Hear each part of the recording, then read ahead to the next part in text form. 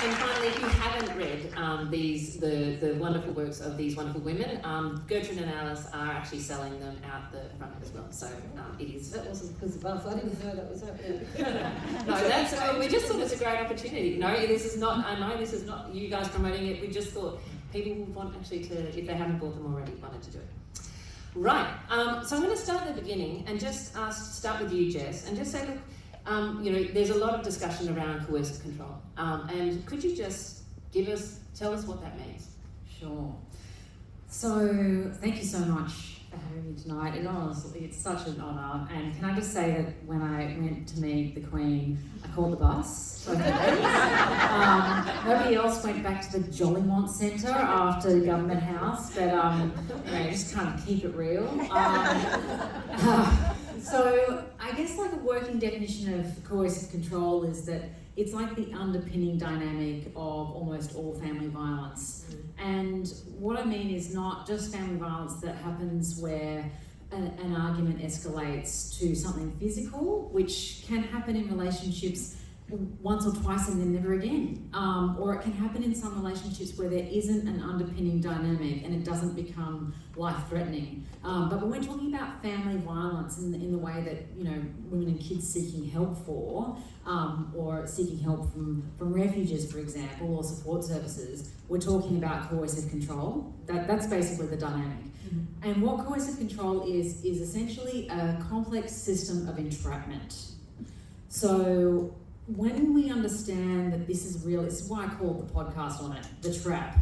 When we understand that it's a trap, the questions about things start to change from why doesn't she just leave to how on earth did she manage to leave, and why didn't he let her leave when he seems to hate her so much or think that she's ruined his life. There's a common architecture to coercive control that looks different in lots of different circumstances. It's all bespoke. So it's like you've got chairs, right? Every furniture store that you go to has a slightly different looking chair, but basically you're talking about the same item of furniture. And it's the same with coercive control. You can basically finish a woman's story before she's halfway through telling it when you've heard enough stories. So it's like, oh, there was isolation. Then there was micromanagement of your routine. Then there was surveillance through some way, increasingly through tech apps. Oh, and then there was the setting of arbitrary rules and the setting of consequences. And Evan Stark, who really popularised this concept, he said basically coercive control is the perpetrator establishing in the mind of the victim the price of her resistance.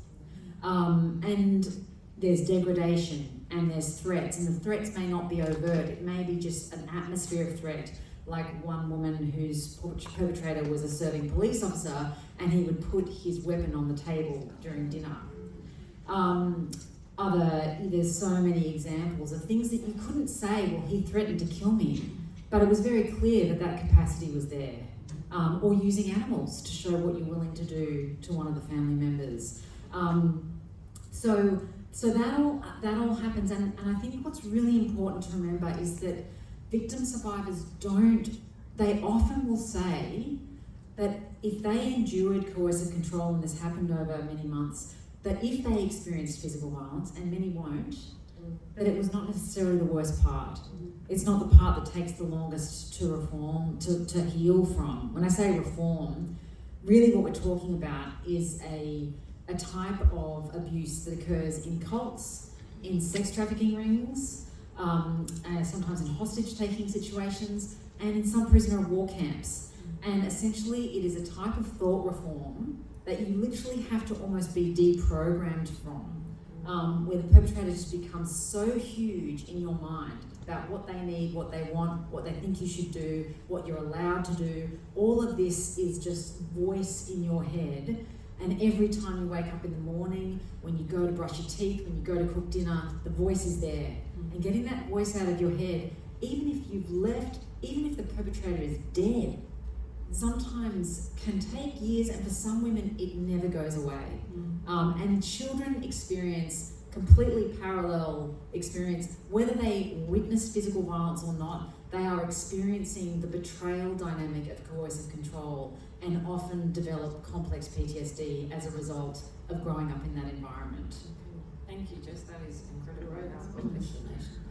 I'm going to go back to the beginning and say, Suzie, you started your life as a lawyer, before writing Prima Facie. So, why did you pick these stories to write about? And, did you expect the response that you got? No, absolutely not. I mean, I think even just sitting here listening to you open up as the sort of member of Parliament, for the Federal Parliament, talking about these issues is such a long way from where, when I began as a lawyer, there was any discussion about it, even in the last 10 years, to be frank.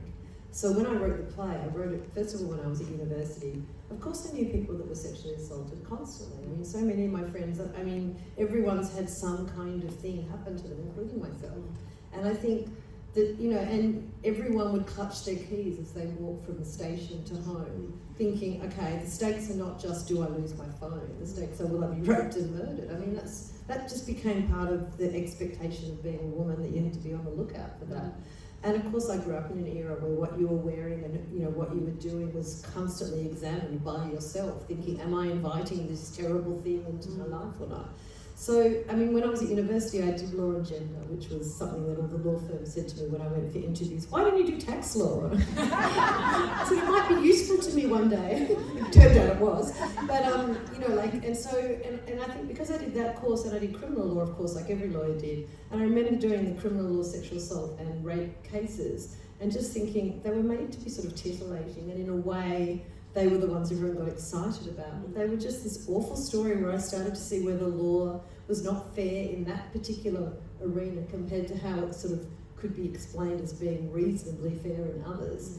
But because I was a defence lawyer and a human rights lawyer, if I spoke to other lawyers about that, they would say, oh no, you've got to be, no, you actually have to absolutely accept the law, or you can't go in there and defend.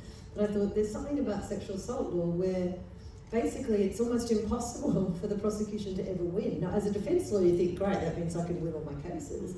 But I couldn't do those cases because I thought it's not an even playing field, there's something massively wrong.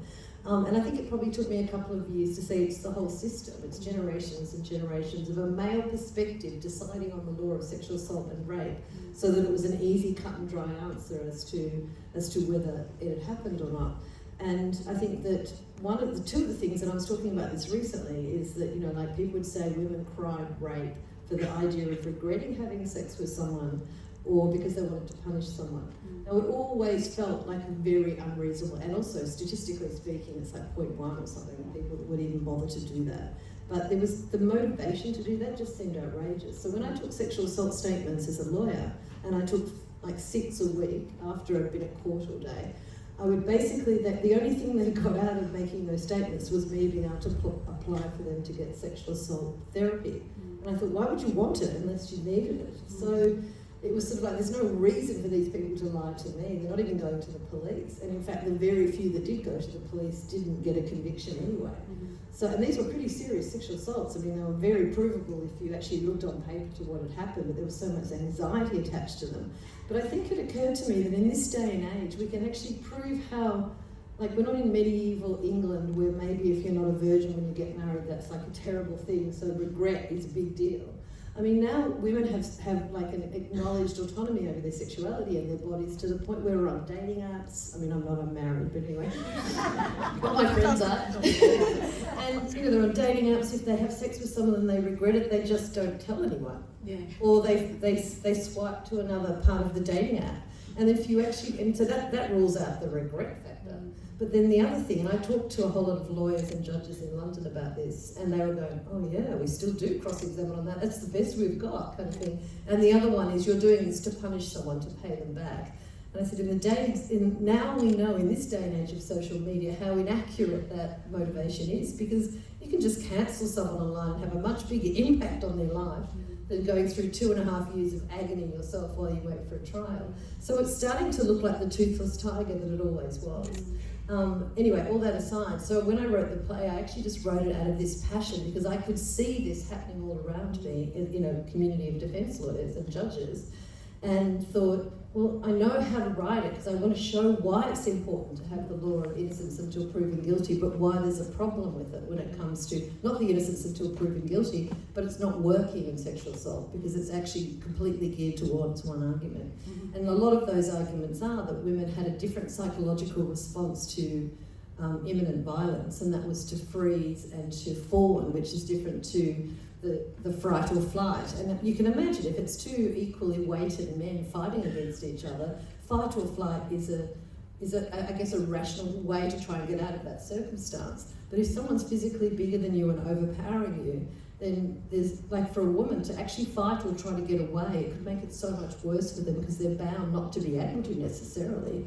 And so to freeze or to try to befriend the person is a much better way of trying to either not cause yourself further damage or increase anger. And it's also, I like to befriend them, is to try and talk them out of it in a way. That's the only tool you have. And so I think what's really interesting to me is that those two tools that women have been used against them in court by saying, well, you just lay there and you actually were nice to him afterwards when he tried to leave the house. Mm. And you think they're really legitimate responses to violence that is life-threatening. And, like rape is a life-threatening violence because the victim doesn't know what's going to happen next. Yeah. They haven't survived it yet. Yeah. So, I mean, that was what I wanted to cover in the play, but to do that I had to, and I didn't want to have a man on stage reenacting the sexual assault, the rape that happened to the character. So it was a one-woman play for that reason, so that the audience would know the rape happened and then see the re-narratising of that story in court and how there was a no-win situation, even though we knew it was true. Okay, thank you. Jess, you how did you come to be this advocate and do this incredible work as well? You started as a journalist. What was that journey? Because Suzie's an incredibly powerful journey, but what was the moment that made that for you? Well, so I went for when I was I'd been asked to write See What You Made Me Do by Black Ink, the publisher who ended up publishing it. And honestly, I'd just come out of 6 months of investigating family court and how that responds to family violence and allegations of child sexual abuse. And part of me was like, if I keep working on this, I may end up divorced for starters because I'm close to having a nervous breakdown. And so I went for a job as a climate reporter at The Guardian. I'm just going to completely out The Guardian right now. I was going to anonymise it, but I won't. And because that was sort of like the other road in the woods that I could see myself travelling down. And the editor there looked at my CV and she said, "This isn't a CV, this is a saga." I'm like, I'm a millennial. I have a very varied work history. So anyway, that's all to say that there wasn't a straight line. So I didn't go to university. I came straight out of high school and I wanted to start an intelligent alternative to women's magazines. For me, I was like, where are all the women on the cover of Time? Because it was the 90s and we didn't need feminism because there was no sexual harassment and gender equality had been achieved. Just it was also the end of history apparently, so we didn't need any of those things. But I was looking at, I was so into current affairs and I was kind of into beauty and fashion and whatever. So I was like, why don't we just bring the two together? And apparently I was so far ahead of my time that there's a moment, I was not in the moment. And so that didn't work. And there's a long story that I will not tell right now about that. Then I went into advertising. Then I went into travel writing and ended up reviewing palace hotels in France at the age of 24. I mean, it was obscene, and it was so obscene that by the end of it, I was like, you know what? I'm getting sloppy on perks, and you know what I want to do? I actually want to be a proper journalist, in current affairs. And I thought, there's this election coming up in the US. It's slated to be big. Why don't I go and cover that? And I'll just submit to an online something or other, and I'll tax deduct the trip. That's the only way I'll make money out of it. So I pitched it to New Matilda at the time to cover what ended up being the Obama election, to go from one side of the country to the other. Came back to Australia, massive debt, tax deduction was not enough. And then I was like, what now? And a friend of mine said, there's a transcription job going at the ABC, and I'm like, I'll take it. And then I just showed enough initiative to become a researcher and a producer there. And then I ended up being headhunted to be a Middle East correspondent and moved to Cairo and Beirut. I am cruising through this saga so quick. And then I came back because there was a round of redundancies. I also had a brain tumor and brain surgery in Beirut. Just, you know, massive. What the? Moment there, and then came back. And I would say that the moment that I started looking into family violence, I had no clue about it. Did not know it was all through my own family, which I've since found out about over the ensuing years. And it was after I'd written this long piece on electricity prices and the gold plating of the poles and wires, if anyone remembers that. And to this day, and I have not checked, but I think the editor of the monthly saw that I could unpack the complexity of the electricity industry, so why don't I have a go at domestic violence? And so in 2014, and this was just as Rosie Batty's advocacy was really definitely was already transforming Victoria. It was before she became Australian of the Year. I was asked to write what was then unprecedented, like 4,500 words on the phenomenon of family violence. And I felt so much responsibility. I had no clue what I was doing. I didn't even know what questions to ask. My questions were all the same as the regular, like bog standard community questions, which were all about why doesn't she leave? Why does she keep going back? And there was one moment, and I talk about this in the opening to the book, at Safe Steps, the family violence helpline in Victoria, and there was like phone calls every 2 minutes. This is the worst insight into what is going on, because you are just getting so many calls of the most extreme variety. 80% of the women who are calling are at serious risk, needing immediate protection. Like it's so hardcore.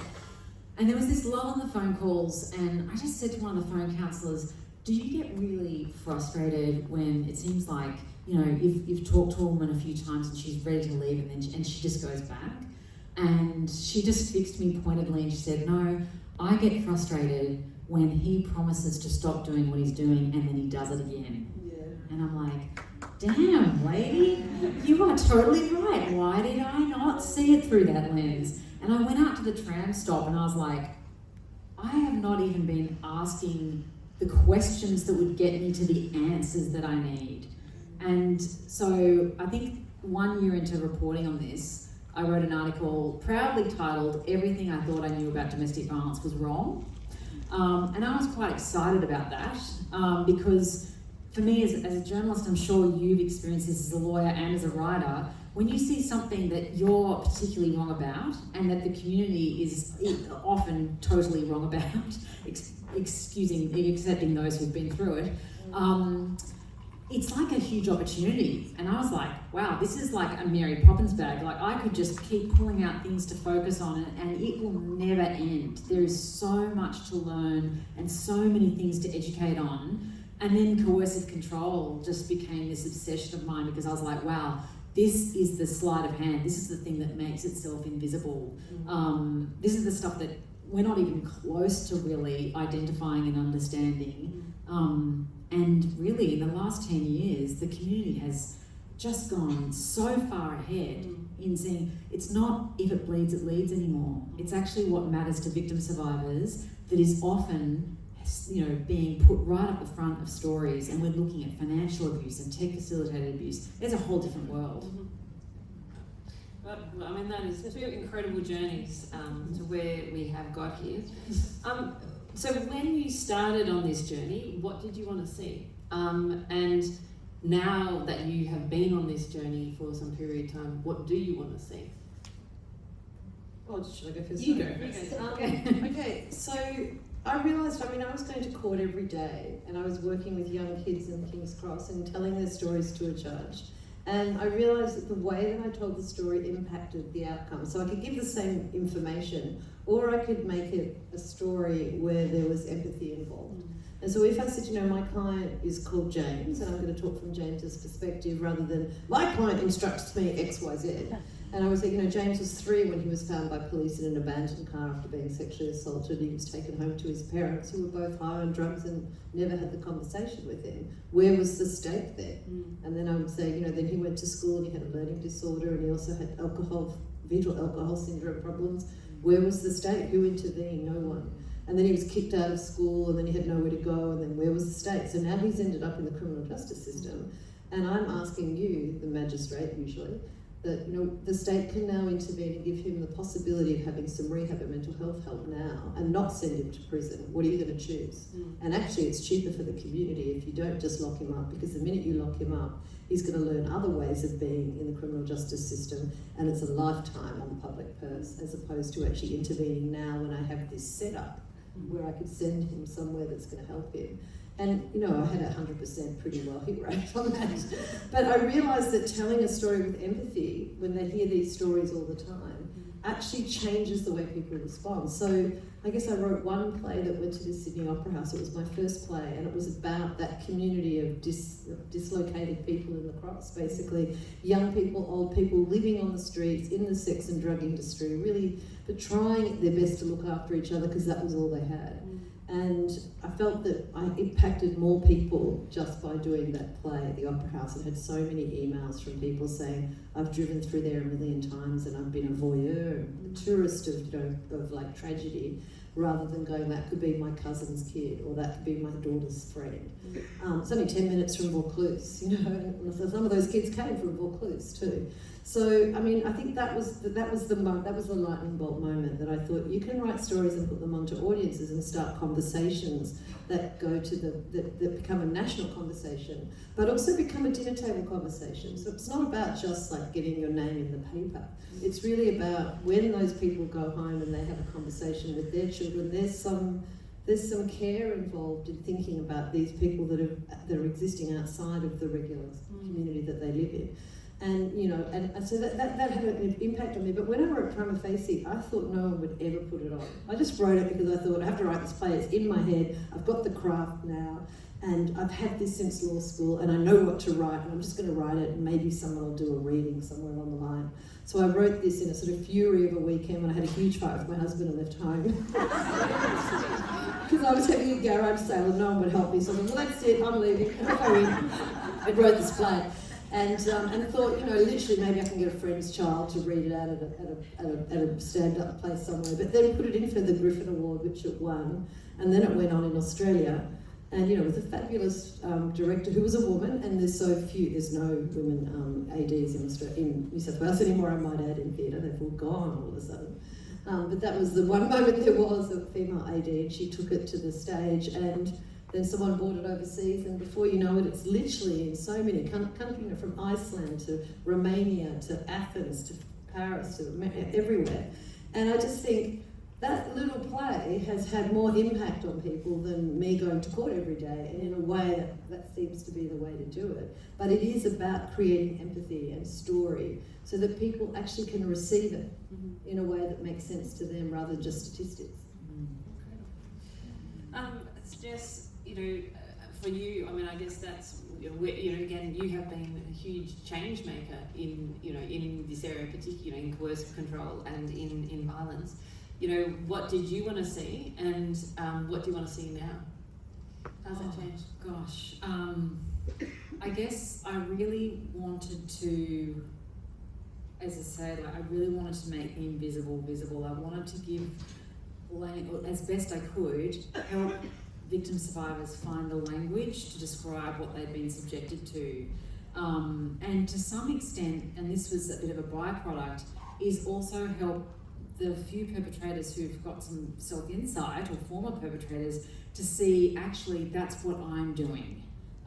Whereas maybe I didn't think that was abusive before. So that was the mission that was driving me, was make the invisible visible and give words to it. And then, I mean, there were lots of things that I wrote in the book. Like at one stage I was like, if family court can't sort itself out, we should probably have a royal commission into it. There are a few other things, and one thing that I did talk about in the book, but I didn't imagine we would see any movement on. As I said, I think it is time to talk about having criminal laws around coercive control. And a big part of the reason for that was not, because I think it's just golden to lock up more people. Prisons are a disaster, we all know that. We don't have many alternatives. But what I could tell was that there were always women being misidentified as either primary aggressors or perpetrators, because the law was only interested in incidents.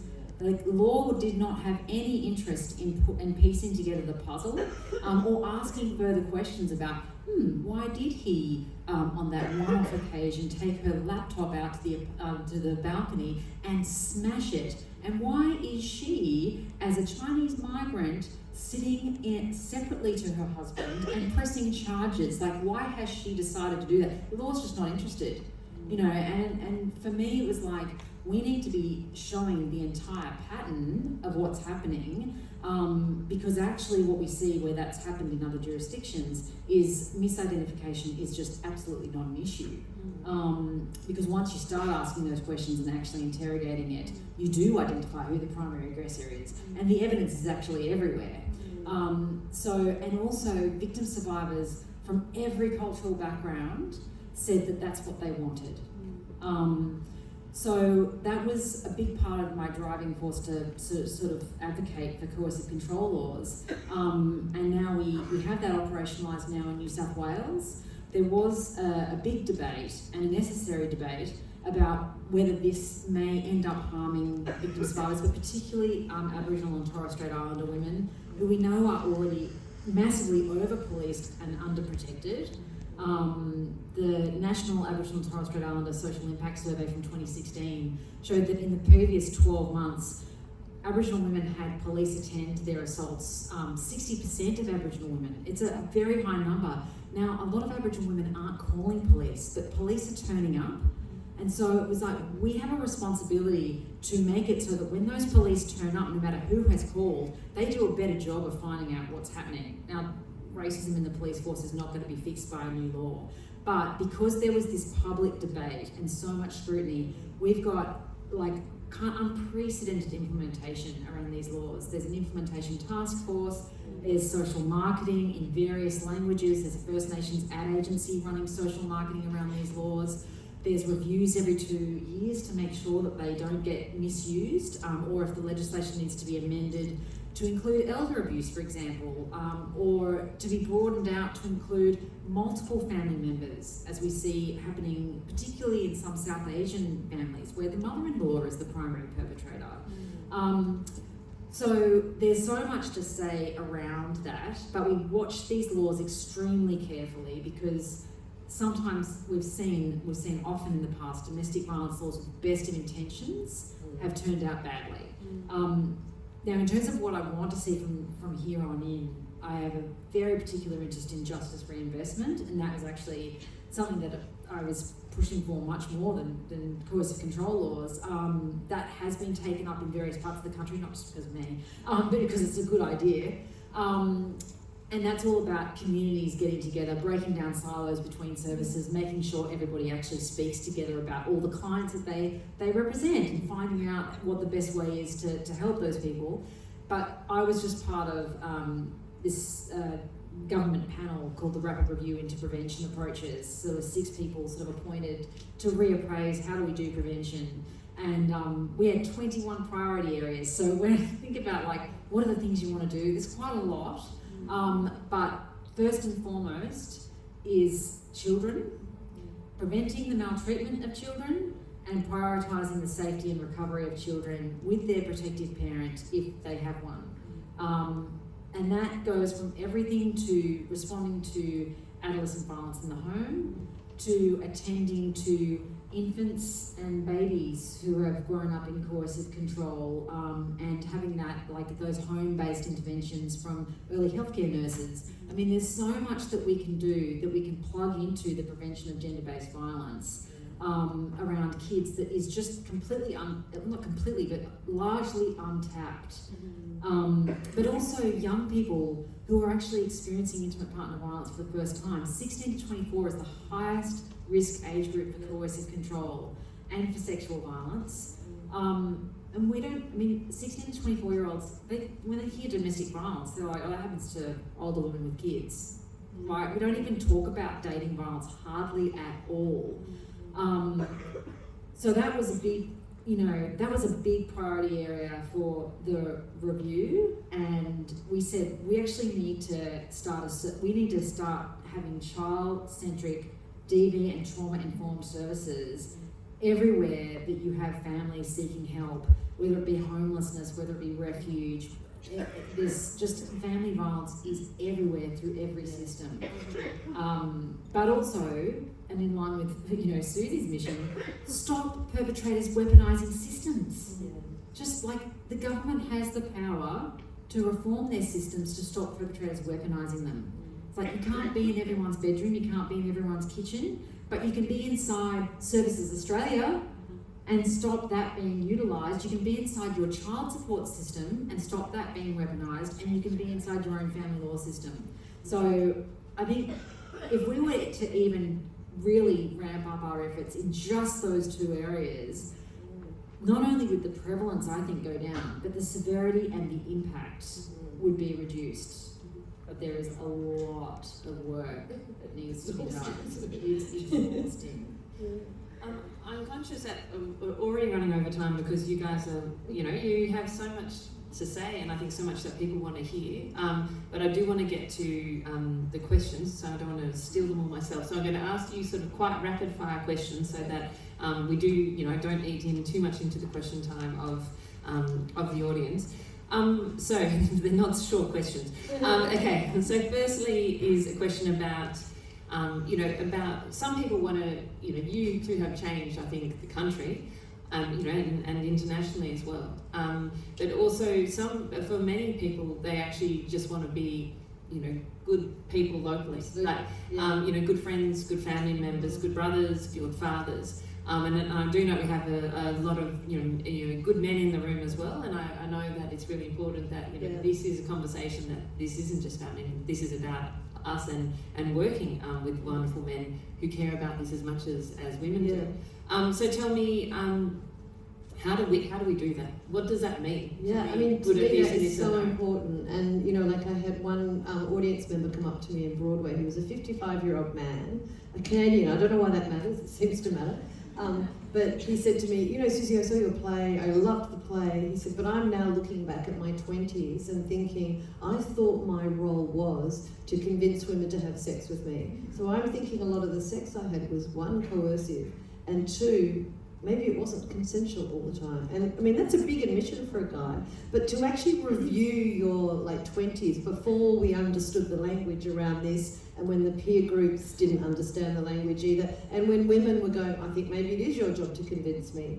It was a really interesting thing for him to bring up. And that was really quite pivotal for me to say, that's the stuff that we need men to self-examine, not to shame them, but so they know how to talk to the next generation of boys and young men, because they enter the bro zone around 16. And my invitation to men who want to be supportive is to have those conversations with your sons, with your nephews, with your godsons, with the kids that you come in contact through work, and just walk around the block and talk to them about the porn they're watching and how they should be careful about some of the things that they see on porn in real life, that there's no in porn, that strangulation is actually something that can lead to murder. It's not just a game that people play on porn, and not all women want that just because you think they do on porn, etc., etc. But I mean, that's a hard conversation, I get it, but the boys are not having it with their mothers, even when the mothers desperately try, let me tell you.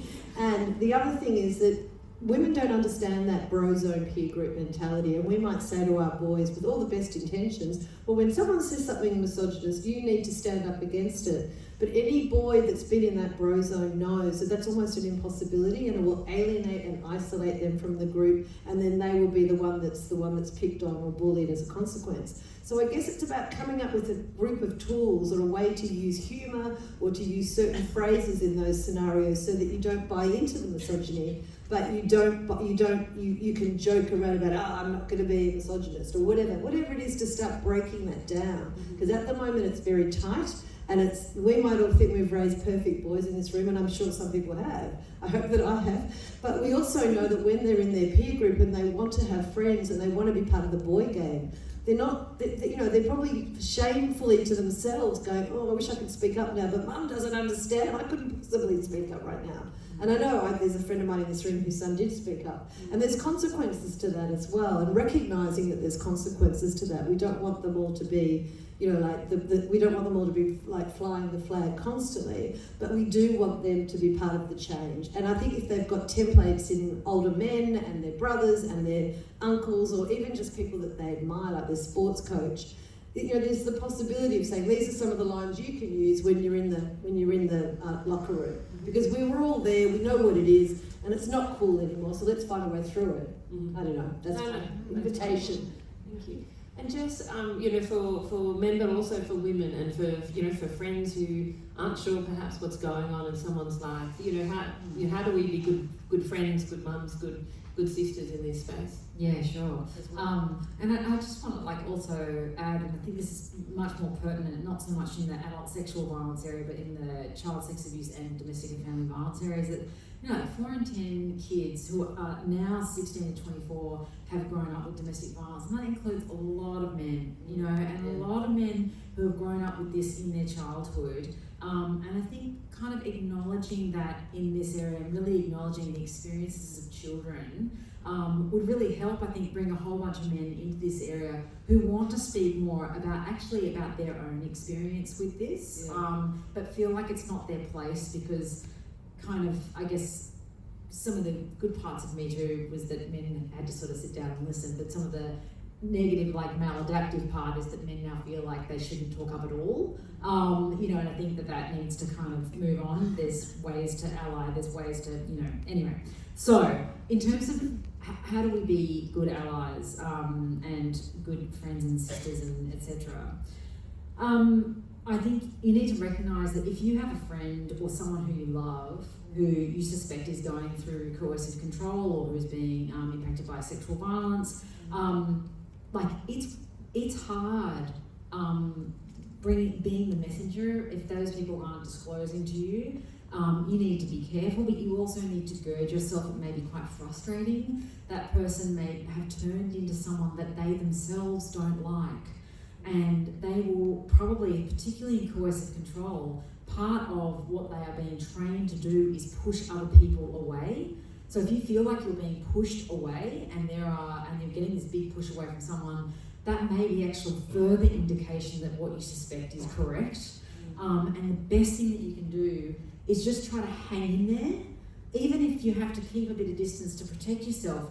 But unfortunately, so often friends and family do the perpetrator's job for them by stepping out because it's too hard or too frustrating or too scary sometimes.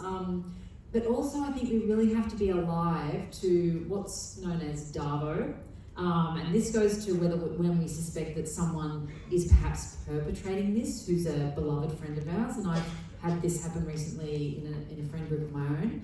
And DAVO stands for, it's a common tactic used by perpetrators, particularly of domestic, family and sexual violence. Deny the accusation, attack whoever is making it, and then reverse victim and offender. So make the person who is making the accusation look like the horrible perpetrator who's ruining your life, convince all your friends and convince, systems that that's the case, and put on the big sob story. And they might be super lovely to you. And to just try to be aware of that, if they're painting that person to be a psycho and you're suspecting that that's not quite right, just know that's a really common tactic. In fact, one cop from the States who looks at officer-involved domestic violence, he said a fantastic line, which was, "I've never been convinced by a bank robber to arrest the clerk." But that is literally what happens in domestic, family and sexual violence all the time. Yeah. So you are not immune to that. I have to keep my eye goggles on around collusion, and I study this every single hour of every single day. Like, it is really difficult to be alert to, but if they're your friends and family, know that who they are with you is not necessarily who they are with the person that they're with. That's really well put. I'm going to start to encourage people to put questions in the chat, this Menti app that we're trying to use. So there are some, well, we will use, express more confidence. See, there's a QR code around, so I think we're going to put a screen down, but I want to, while that people are sort of getting organised for that, I was just going to ask you guys two sort of, one question, which is more about change makers. So who are change makers. What's the advice? And 1 minute each on what's the advice for change makers in this room? Don't have to be change makers around violence or women, but just what's your advice for making change?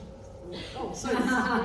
My advice is to... Then you can, what you can do with this QR code comes up is you can put in a question, and then you get to also vote on the question so that we get the best questions that the community wants to answer. But sorry, what's your advice? I mean, my first advice is to believe people when they disclose something that's really hard to disclose. You can always come back from that if you change your mind, but it really has an impact if you believe it at that first disclosure. But we're all trained, every single one of us in this room, including women, to think a certain way about things. If someone says something happened to me, you're like, but why did you wear that or go there? And so, just to check those initial reactions, because basically, even men in this room, we've all been trained by the patriarchy to think a certain way. So just take pause and think, okay, how would I really react to this if it wasn't a community go-to as an urgency? But I think potentially everyone in this room is a change maker. It's the conversations you have around the dinner table. It's the conversations that you have with your children. It's how you actually conduct yourself as a school parent, as a workmate, and so on. And I think also, like for me, I just wrote a play, it went on, and judges in the UK saw it and changed the law in the UK. And, like police officers, they saw a video of it, and 3,000 of them changed the way they take statements for sexual assault. So I guess all I'm saying is that was just one pen and paper in a fight with my husband. And it ended up being something that, like someone in, like north, I don't know, someplace in Britain is now being affected by quite profoundly, because the judges read out a different statement to the jury about sexual assault and rape and what can happen to, like, what that disclosure can mean.